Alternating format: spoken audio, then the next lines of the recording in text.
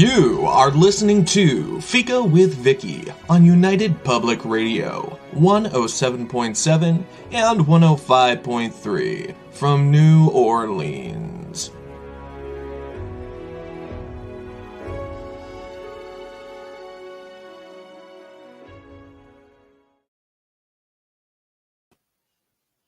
Everyone, and welcome to Fika. Our guest today is Tory Kokoska. Tory is the author of the freshly released Bogowie, a study of Eastern Europeans' ancient gods. It has fairy tales, folklore, and a whole lot of snake, dragon, and sibling drama. Don't smile, Troy. It's true. I may or may not be having nightmares about being a snake woman and being with a stick. But I think the real adventure behind Bogowie took place outside of its pages. I can't imagine the dedication and energy it took to delve into this subject and come up with such an all-encompassing work. If you are interested in myths and legends of Eastern Europe because of your heritage, or if you are interested because it provides the background for your chosen fandom, or even if you just can't get enough of fairy tales, which would be me, you'll want to take a look at Bogowie. In fact, you'll probably want to take more than one look, as I'm sure it will become a favorite reference source. Thank you, Troy, for sharing your work, your insights, and your conclusions on this subject, and perhaps encouraging us to do the same. Welcome to Fika. Oh, thank you. I appreciate that. I apologize if dragons or snakes are something that can give you nightmares. Well, just they tend to, the women that have a certain attitude tend to turn into snakes and be punished for it, into snake women. And it's possible I have that attitude, Troy. So I was taking it personally. No, I'm not really having nightmares about them. And I kind of side with dragons and snakes on occasion. Before we get into this big work that you've done called Bogowie, maybe you could just tell us a little about what encouraged you to write it, the whys, and even for some of us, what Bogowie means. Sure. So, when you're talking about the culture of Eastern Europe, obviously, a lot of that has tended to be glossed over. Interest in Slavic studies, I think I was just mentioning that, it's sort of, it was very high in the West during the Cold War, but then it sort of ebbed. And, it is something that deserves a spotlight because, like I say, the Slavic language speakers make up about, a little over a third of Europe by population. And if you're talking about geography, they occupy about half of it. And, a lot of the folklore and a lot of the pre-Christian stuff is a huge chunk of their traditional culture. Some of it's very ancient, and I try to show that, you can actually prove how ancient some of this stuff is if you really delve into it. But then a lot of it also survived up to fairly recent times.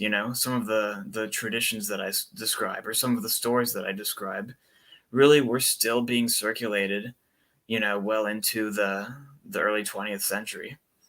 And there's obviously revival attempts ongoing today, even.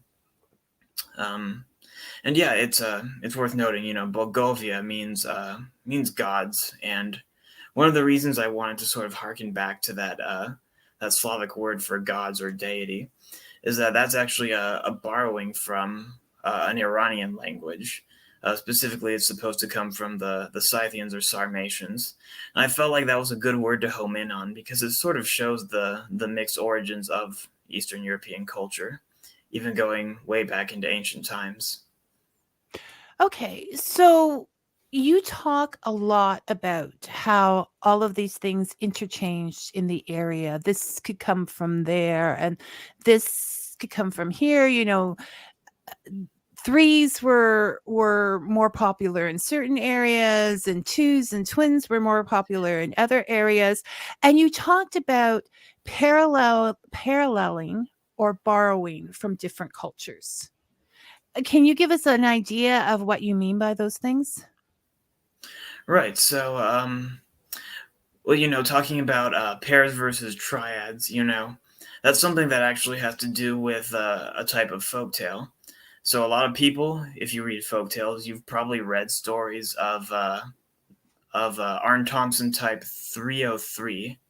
Should be 303. Blood Brothers, basically. And this is from the Arn Thompson Index, which is basically like an index of international folktale types. And if you've read stories of this type, a lot of times it's with two brothers, but sometimes it can also be with three brothers.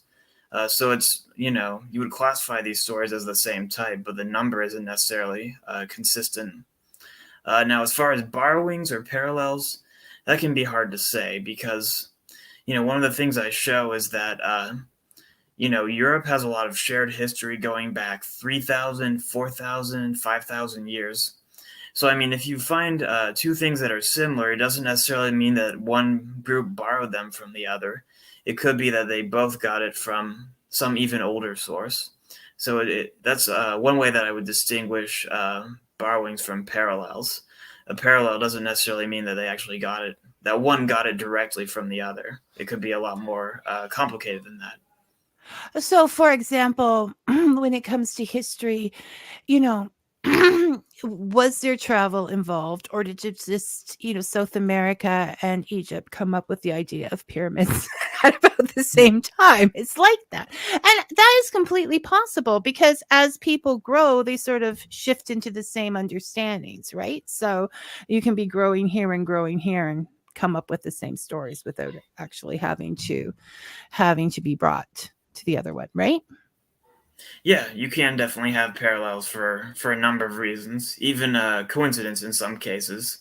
Although I do make the case that a lot of European countries do have shared history going back thousands of years. I even get into the DNA studies to some extent, showing that yes, there is a lot of shared heritage there. So you said you wanted to talk about the fairy tales, and since that's my favorite part, we're definitely going to do that. Now, in the story, one of the things that stood out for me, in the story of which was here but disappeared. Yes. Okay. The three fairies in Sleeping Beauty, right? You and I had never thought about this because you were just so much more intelligent than me. You looked at this. The three fairies you compared to, for example, the Norns, which we discussed a couple of weeks ago, or the Fates, that they gave Sleeping Beauty her beauty, her, the things that they gave her. And I think that I just think that's great. I am just bowled away by that idea that I never thought of before. So this Sleeping Beauty is something that we're familiar with. But there was a story that you had in the book, and I'm going to say her name wrong, I'm sure. Baba Yaga and Felissa? Oh, sorry. How do you say it? Valilissa? Oh, Baba Yaga Vasilisa? and see, I'm completely off. Okay. Vasilisa. You're not the only one. Yeah. Okay. There were a lot of words to look up, and I just sort of gave up people and said, you know what? I'm okay with being corrected. Yeah, so that's distantly related to the name Basil. So, Basil in Russian becomes Vasily, and then the feminine form is Vasilisa. Vasilisa. We're going to learn a lot today, boys and girls. So, and that is very much a Cinderella story. That comparatively, I would say. I haven't got but would you compare it to Cinderella?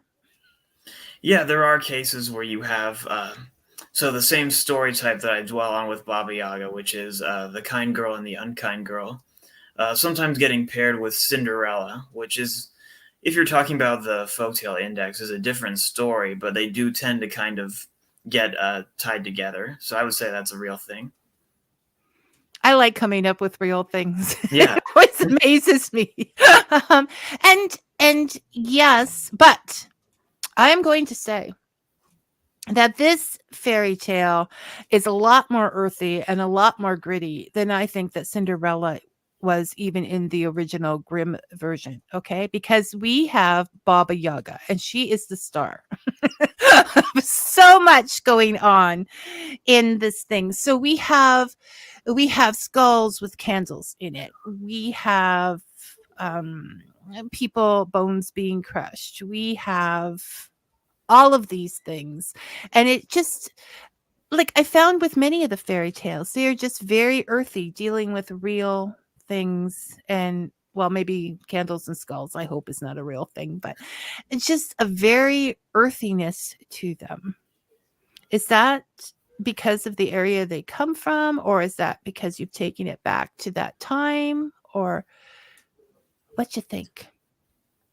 Well, I do try to home in on the folk tales that I think are oldest, or at least have the oldest foundations. So I mean that could be some of it as well. It's really hard to say how far back a lot of these narratives go, but I certainly try to show that they show signs of going back, over 1,000 years or more. And some of it also is the place that they come from. I think Russian folktales definitely have that tendency. And Russian, peasants in particular, they kind of were, I don't want to say they were cut off, because obviously people did interfere in their affairs, but they had a lot more isolation than a lot of people did. So in a way, they were allowed to be independent, at least when they sat around the fire telling stories. There wasn't really a lot of censorship. There wasn't really a lot of intervention from, the outside world. So they could kind of tell the stories that they liked. That's how I imagine it anyway. And I think I would love stories around the fire with candles and skulls. Okay. It's terrific.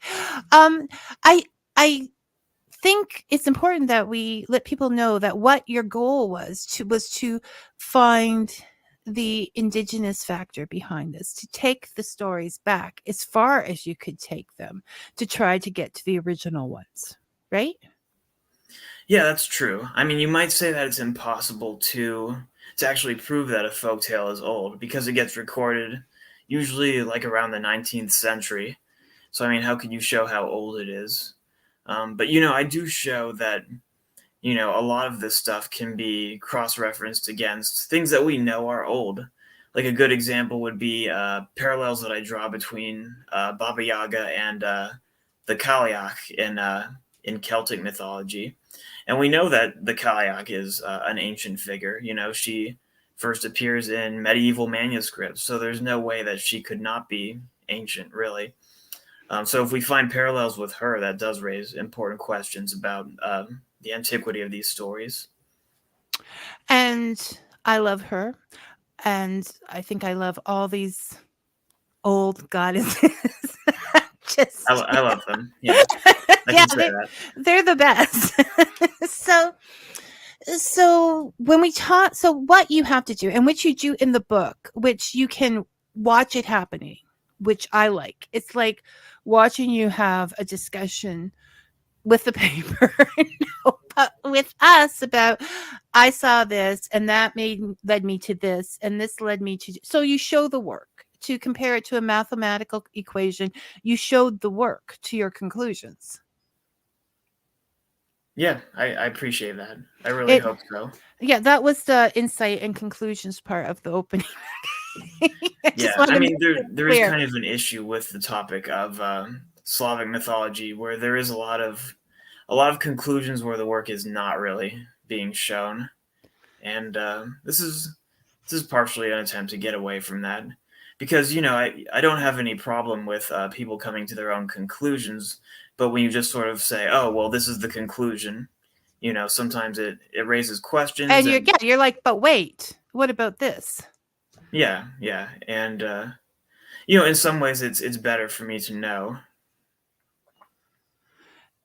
Yeah, no, and to which is okay. I think it's fair at this point that we should announce, we should say your background is in science, and so proving a theory is kind of important to you, isn't it? Yeah, I'm kind of a weird mix. I think at some point at the beginning, I say that I really like logic. I don't think it's enough on its own. I think there needs to be a balance, but I But you like to can't know just if leave it behind. there's a reason for reconstructing something a certain way, like what the rationale is, and I think it does matter though, because for a lot of this stuff, history is a real thing. It actually happened.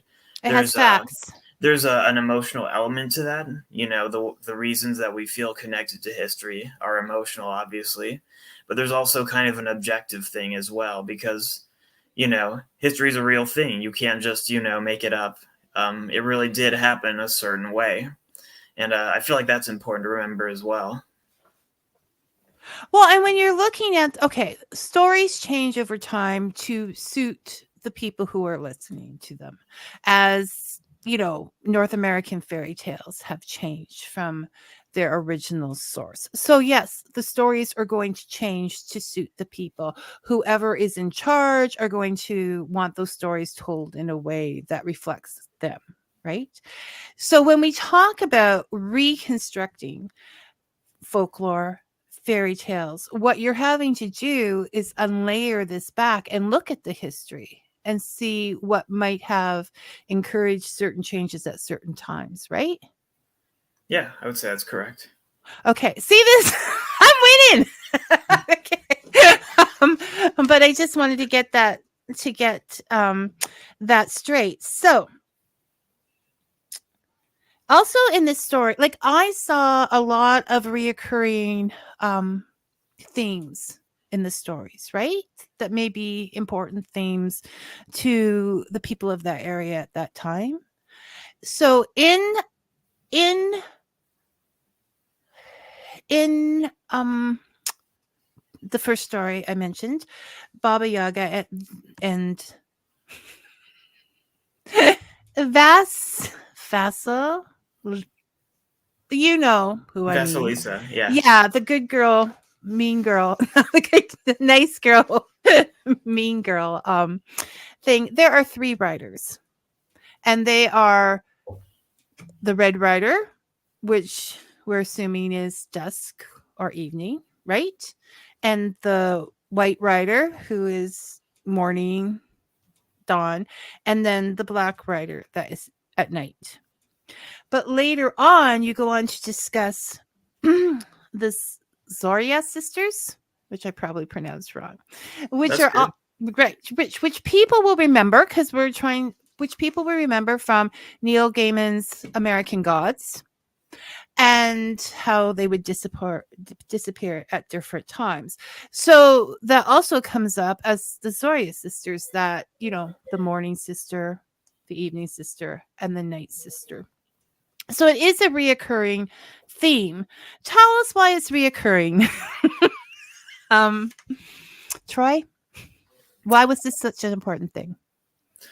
Sure. So, I mean, I think I do actually say that I think the triad associated with the cycles of the day is something that might be kind of uniquely Slavic. I mean, I draw a lot of parallels to other cultures, but I really don't see that with a lot of them. I think for some reason in Slavic mythology, there's this concept of a triad, often a triad of goddesses, which is not, unique to the Slavs.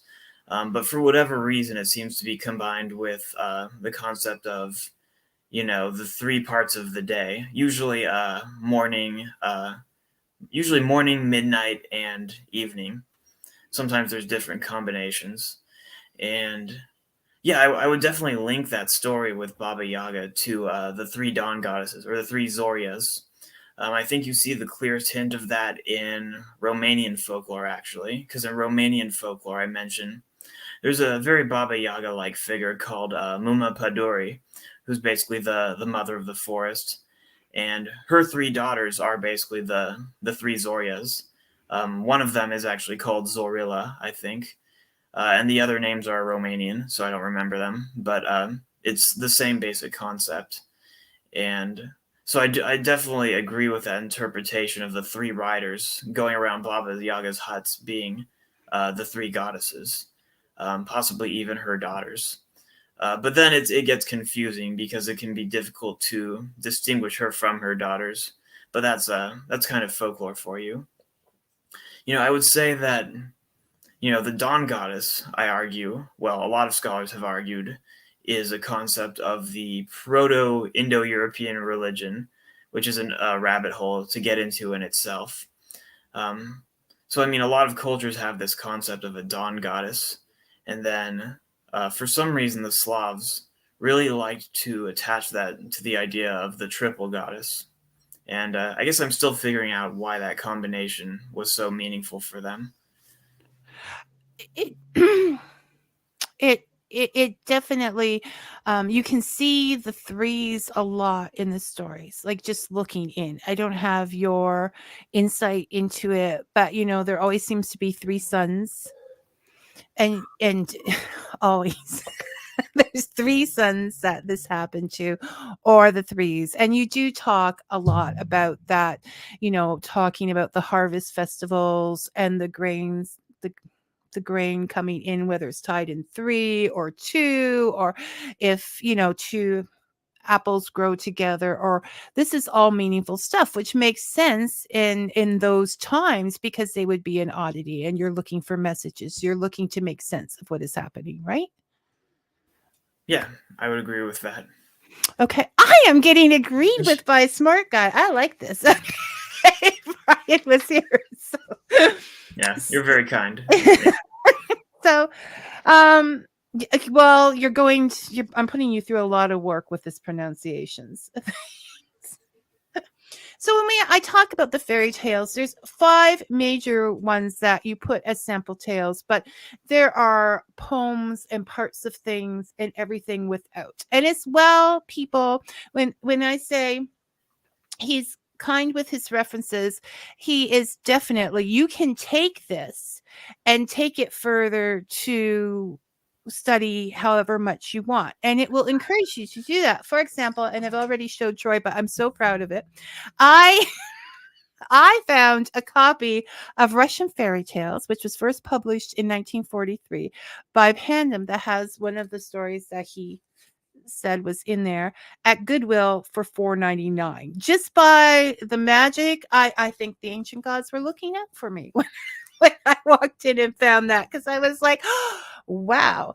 And so I watch Vikings, and it gave me more insight into the Rus. I'm going to say that wrong. The Rus, and more insight into them and how they came to be and have so much power, and create a certain Norse influence on the stories as well. Right, over the whole cremation thing and burying people. They were like, no, you can't go around burying people. It's just silly. You have to. Oh yeah, that's a really interesting passage. Yeah. Do you? I thought so. I remembered it. So it gives you insight into that. Any other stories that, if you're into magical romance and not magical romance, magical fiction. I'm not even going to think of the term now. But anyways, any books that you read that use these kind of characters in them, it's good. It really gives you an explanation to a lot of whys and wherefores for them. So if I think it's great. And I'm telling you, it's great. So when we talk about the fairy tales, there is one that, okay, people, I'm going to say, for whatever reason at the time when I read it, it made me cry. So I have toughened myself up here, and I have, so I won't cry in front of anybody. And I have asked Troy if he would read it aloud, and you're okay with that, right, Troy? Yeah, that's all right. Okay. So this is, and then we'll discuss this story particularly, because it was part of the whole section on death, and wasn't it at the end of that chapter? All right. Oh, So it's the youthful hermit of the Isle of Rachmans. Such, for instance, is one story of the trees, which has been handed down for many ages. There was in the land of Rachmans a great old Sembra pine. Its name is secret. Its name has been passed down from its arboreal foremother. It was still in the youth of its years when it asked the Rachman fathers to give it this name, that it might be written down for remembrance in the monasteries and on the cliffs. So it related to the Rachman elders at Eastertide. So it whispered, my fathers and this Rachman earth have poured juices into me, the juices of salvation. These juices gave me knowledge of that which my ancient fathers knew, and also what has been passed down from the Rachman fathers in the wilderness, what the tree souls and the Rachman souls have whispered to each other. This knowledge was entrusted only to one tree, through a certain being, through a youthful hermit who had entered into an everlasting betrothal with this tree. And so the trees cannot yet rustle together with this knowledge. They do not proclaim it in chorus. I alone preserve it in my resinous blood. It grows in my veins, in my pitch. It extends, it grows strong. And from me, it passes into the souls of the Rachmans. That hermit was a child of God's youth, of the line of stars, of the heavenly luminaries. He descended from the starry worlds by the steps. Like a mountain spring, he revived the world. He reconciled with the world. He soaked himself in the sap of the tree with its branches. He extended thousands of arms to the world. He sent his gaze through the needles and the leaves of the trees. With thousands of green eyes, he looked out on the world, where the sources of youth were hidden. With his gaze, he opened them. With his nod, he concentrated them. He poured youth all through the world in waterfalls. The stars welcomed him as their own. The heavenly choirs exulted in him from the starry cathedrals and altars. Thus he came to the greatest happiness, and then, to his eyes, the green leaves, mournful pictures floated from the most distant worlds, where they do harm to one another and live in despair, where they are tormented and wandering in darkness. Weeping choruses rang to him with their groans. Once more in spirit the seer floated out from the tree and thought, this holiness is not complete. It is not like that of the stars, so long as creatures akin to us are buried in those great darknesses, in that chaos of groans. There is no greater salvation, no greater happiness, than to flame and shine in the darkness. Of all the trees who have become my friends and brothers, the tree of mystery, the trees of wisdom, the trees of fondness, one will be famed most of all, the tree of my cross. And a December pine began to murmur to him, a pine as lofty as the brow of God, an ancient mother pine whose name is secret. I guess thy desire. I will float with thee across the sea, teacher. Take me as the mast of the vessel. Adopt me as thy tree of living, thy tree of dying. The same irons shall pierce my body and thine. Thy blood will mingle with my resin.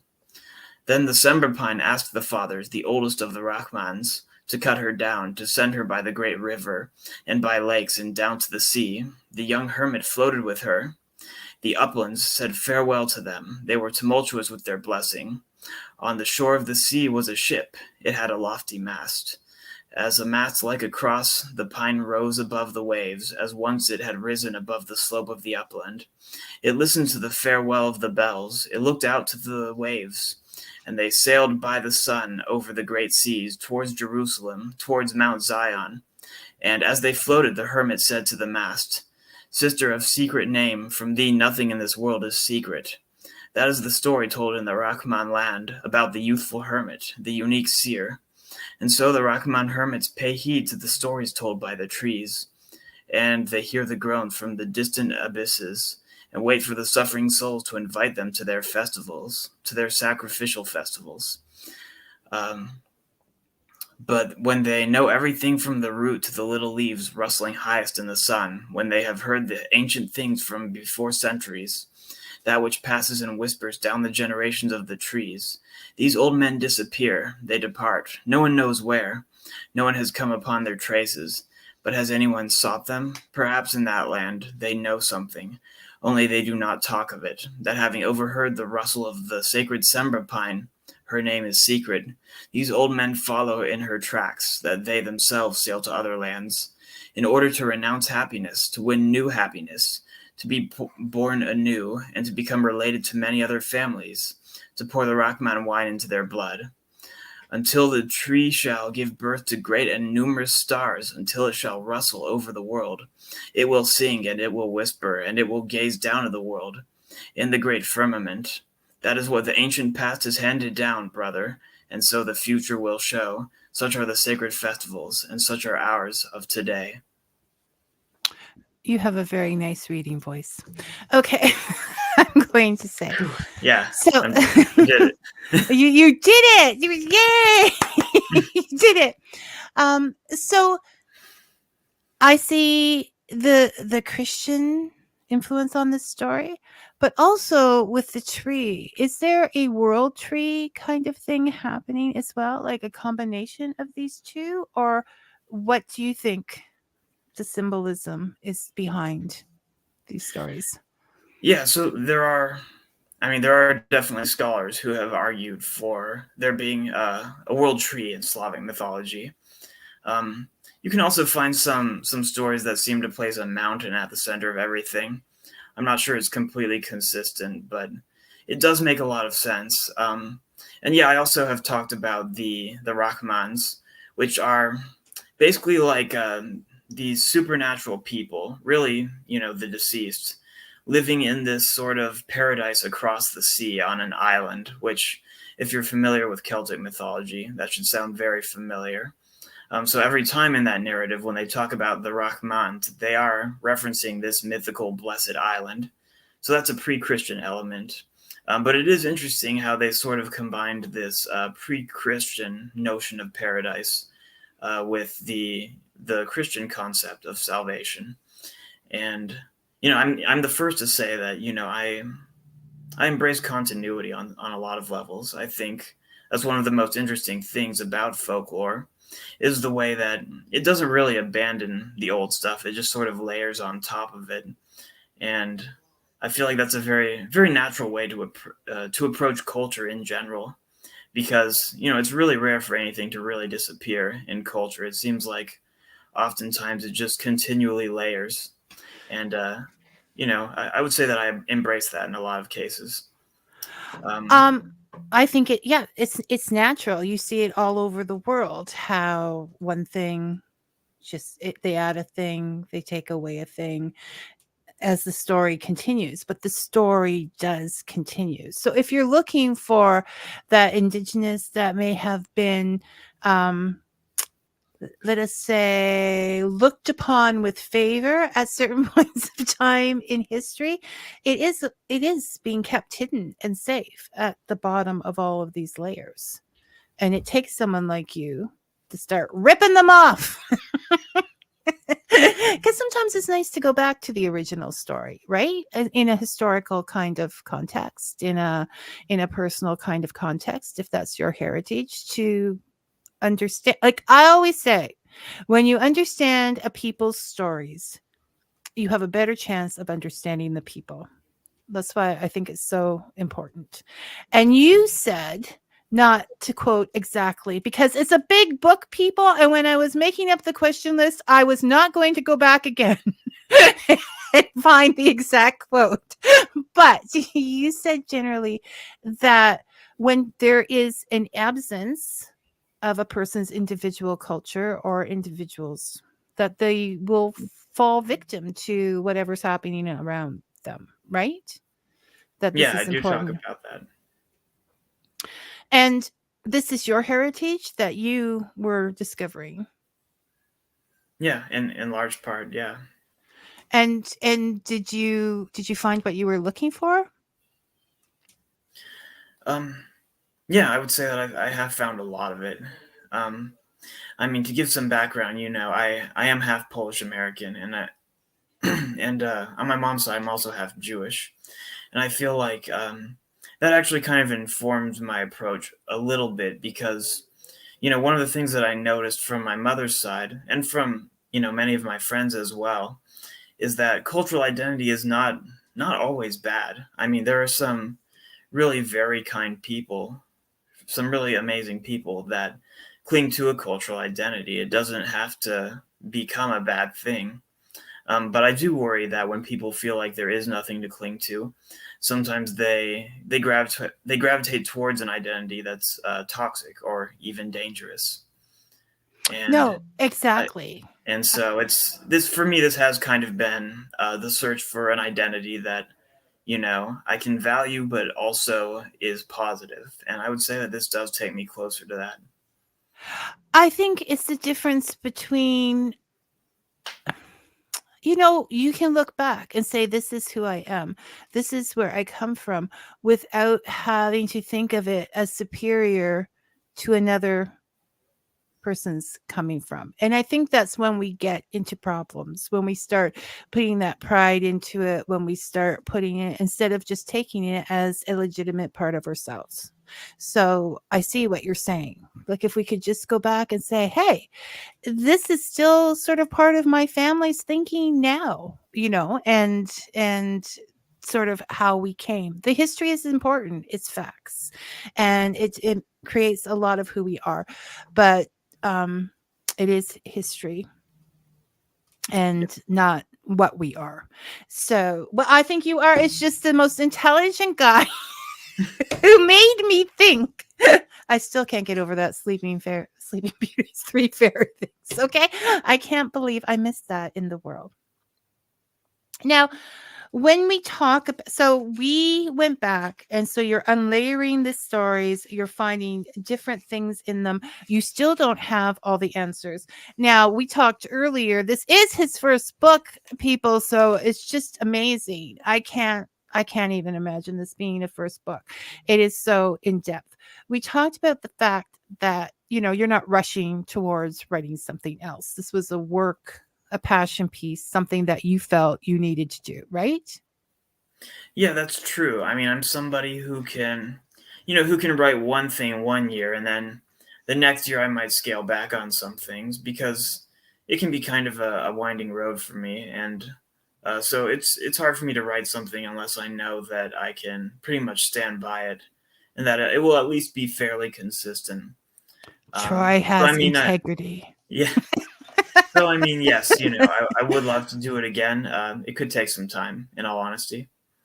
Well, do you think that it could be the push of, like, you started a lot of work here, you made a lot of conclusions, but as you pointed out, you still don't have all the everything that you want that is there.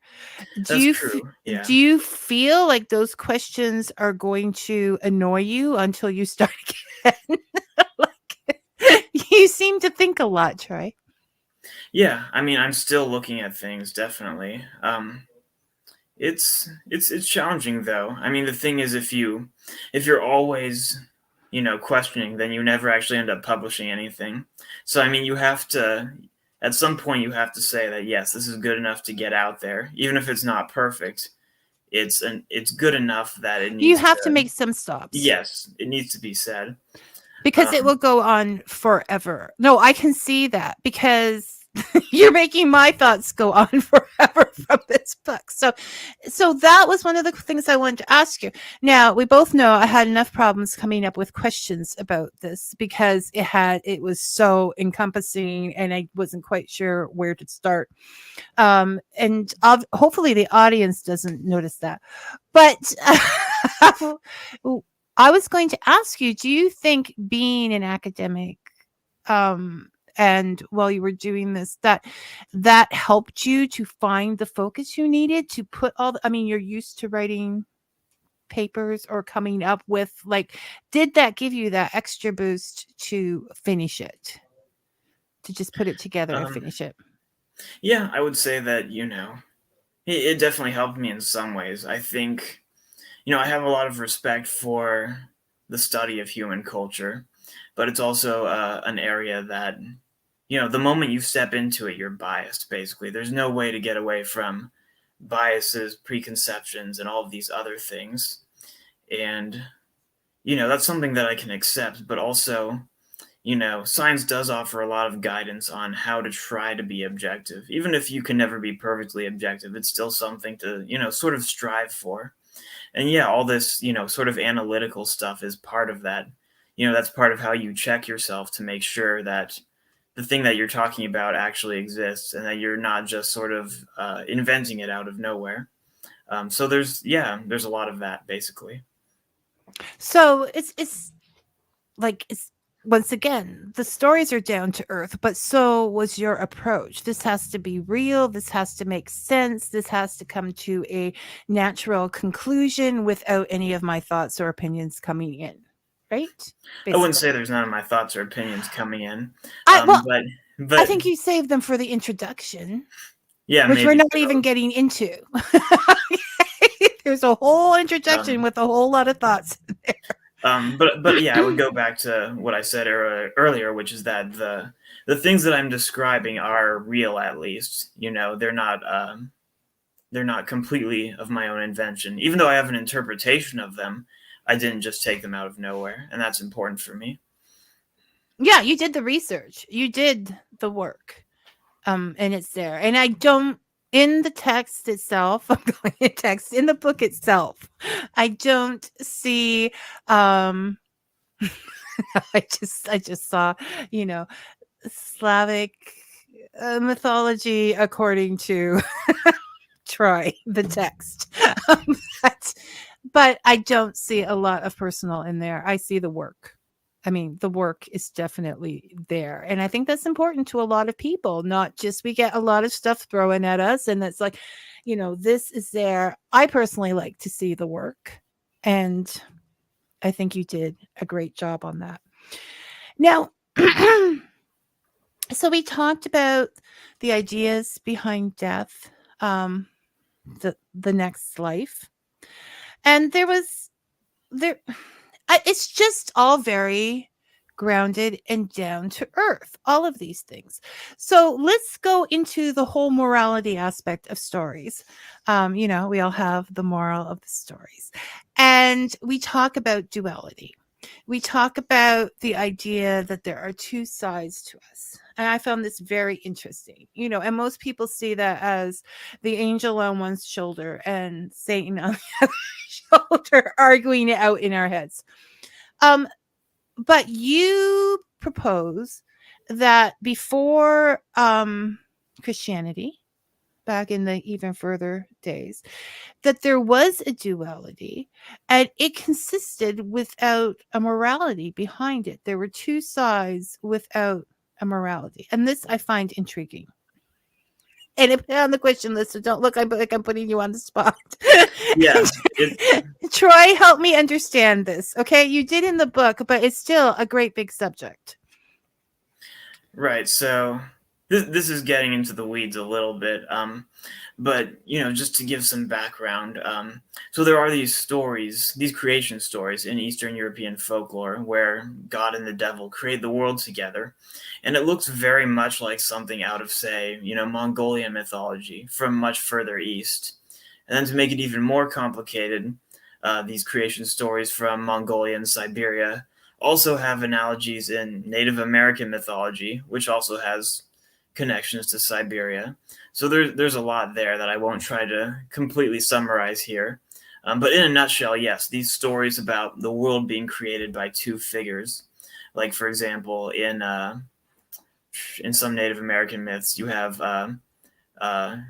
Coyote and Little Coyote creating the world together. That's one of the versions that I talk about. That's very, very ancient. And actually, it's not just me saying that these Earth Diver creation myths are, tens of thousands of years old. There's quite a few scholars that would say that the Siberian and Native American Earth Diver creation myths are related if you go all the way back, to when they first started. So that's really not an unusual claim. What might be a little more contentious is, trying to project duality back into it. But even that's not a new idea. Now, as for how moral it is, that's really complicated because, the thing is, in a lot of these stories, one of the two figures can behave in a way that's kind of immoral. For example, Little Coyote introduces war. He comes up with the idea of, let's introduce different languages to people so that they fight with each other and, start wars with each other. And here's the thing, though. It doesn't tell you how to interpret that. That's just the end of the story. So even though you can sort of look at the story and say, I don't agree with what Little Coyote did, it doesn't explicitly tell you, oh, Little Coyote is the source of all evil. It just says, this is what he did. So it's kind of up to you to look at that story and judge for yourself, really, what that means.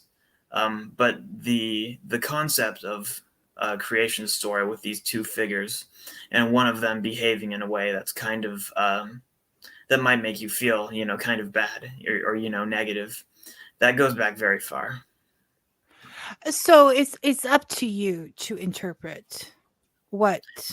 But, right. There's not really a doctrine, and that's an important Right. difference. A doctrine says, okay, this is how you interpret that story. And also, it's a little vague because, okay, Little Coyote created a war, but does that mean that he only does bad things? Does that mean that everything bad is from him? That's where you start getting into more of a philosophical framework, which is one of the ways you can interpret that. I think that happened many times, but I don't think it was always so clear-cut if you look at all these stories.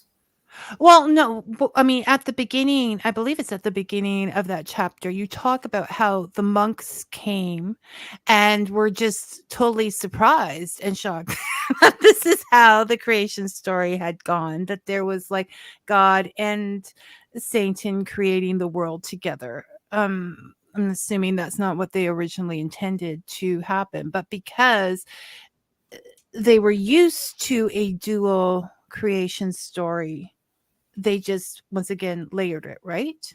Yeah, it must have been so easy to combine those concepts of the devil and God with this older one.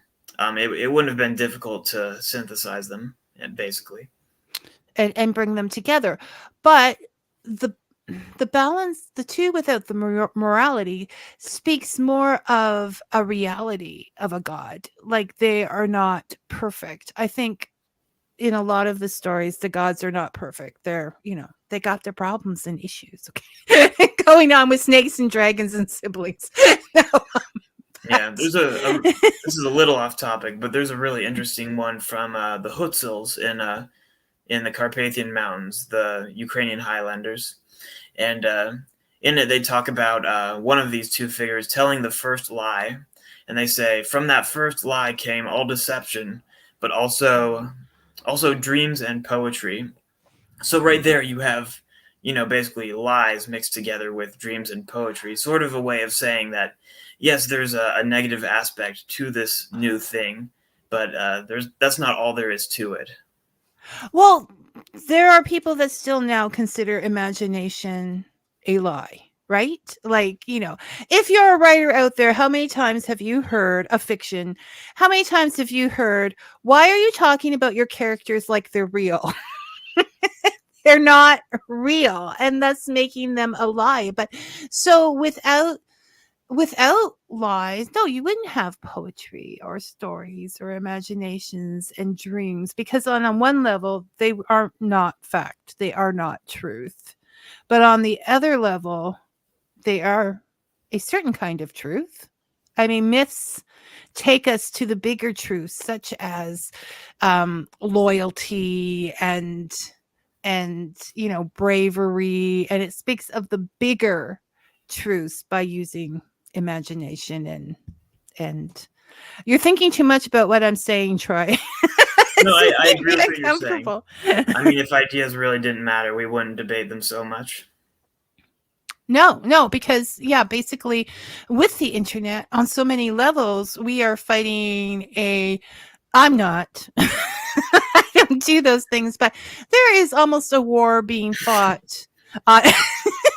There's almost a war being fought through internets and social medias and things. And so you have to ask yourself, is any of that real?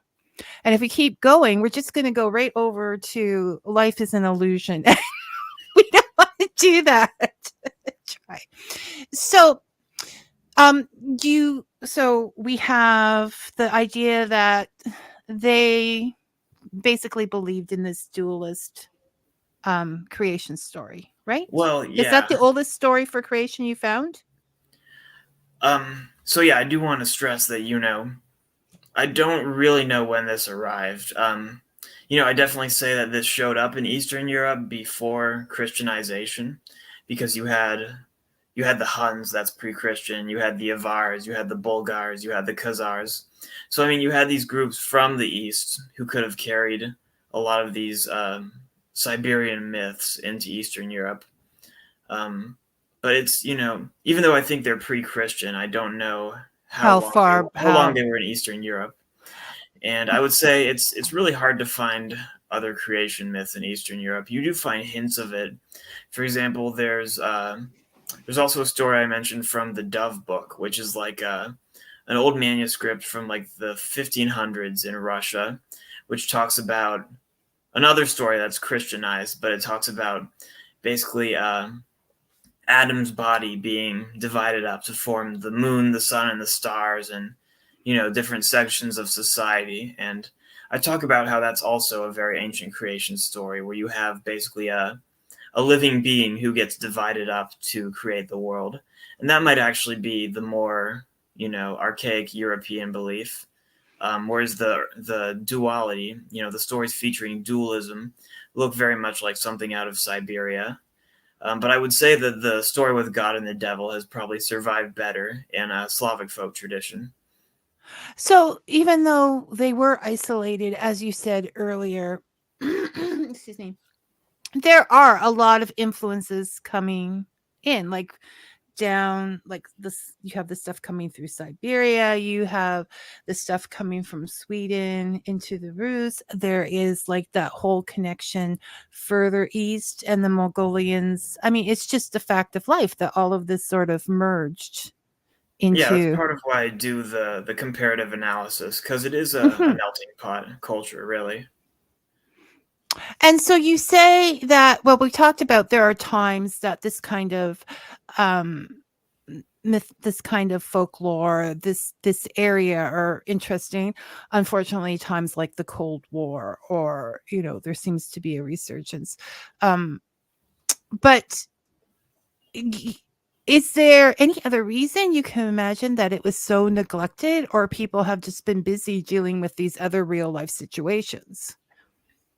I think there have been a lot of barriers when it comes to cross-referencing things from different Slavic countries. I don't want to say that hasn't been done before, but even so, there are still so many barriers between the different countries in Eastern Europe. I'm not sure that anyone has really put it all together. I don't think that's really been done, because there's a lot of Slavic countries that basically speak languages related to this medieval group, called the Slavs, that migrated during the 6th century. They left a linguistic impression in Russia, obviously, in Ukraine, Poland, the Czech Republic, Slovakia, Serbia, Croatia, Bosnia, Macedonia, Bulgaria, and so on. And I don't think it's really been all put together, partially because it's extremely difficult. That's a lot of languages. Partially because maybe they didn't always want to study each other. So that could have bogged it down as well. And even though my book has a lot of great stuff, I still wouldn't say that it's over. I think it's far from over. No, that's why I feel like in 5 years from now or something, you are going to be so irritated by those thoughts that you are going to write another one. They have to go somewhere. They can't just stay in your head. It will explode. And then we can look forward to more of these offerings, I guess I'll say. But it is a very interesting unfolding of connections. Like it's just the work. It's just so thorough that I applaud. I applaud you, Troy. Thank you. This was just sent my way, and I'm really happy that it was on a lot of different levels. And I think we've kind of. Is there anything else? Okay, so let's sell. You can get this book on Amazon. Any other of the biggies? Yeah. It's available on Amazon. Probably Google, like just any of the platforms. Yeah, I would say there's a lot of reasons to read it. I know Vicky covered them. If you're interested in folklore, interested in Eastern Europe, interested in, the pre-Christian past, and yeah, also if you're interested in any of these cultures that are intertwined with Eastern Europe, like we've said, they have a close relationship to other European cultures that you might be interested in. You might even find some connections to Siberia. So there's a lot there that you can draw a connection to. Or even if you're just interested in how Troy's brain works. Because it is there and it is interesting.